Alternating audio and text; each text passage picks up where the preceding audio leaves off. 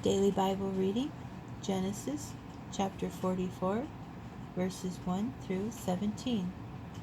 Then he instructed his house steward as follows: Fill the men's bags with food, as much as they can carry, and put each one's money in the mouth of his bag.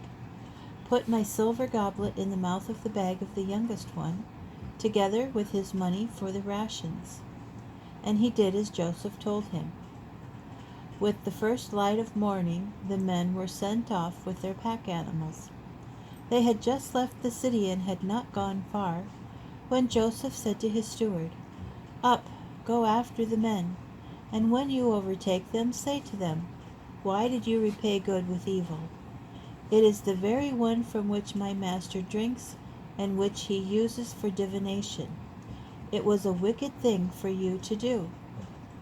He overtook them and spoke those words to them, and they said to him, Why does my Lord say such things? Far be it from your servants to do anything of the kind. Here we brought back to you from the land of Canaan the money that we found in the mouths of our bags. How then could we have stolen any silver or gold from your master's house? Whichever of your servants it is found with shall die. The rest of us, moreover, shall become slaves to my Lord. He replied, Although what you are proposing is right, only the one with whom it is to be found shall be my slave, but the rest of you shall go free. So each one hastened to lower his bag to the ground, and each one opened his bag. He searched, beginning with the oldest and ending with the youngest, and the goblet turned up in Benjamin's bag. At this they rent their clothes. Each reloaded his pack animal, and they returned to the city. When Judah and his brothers re-entered the house of Joseph, who was still there, they threw themselves on the ground before him. Joseph said to them, What is this deed that you have done?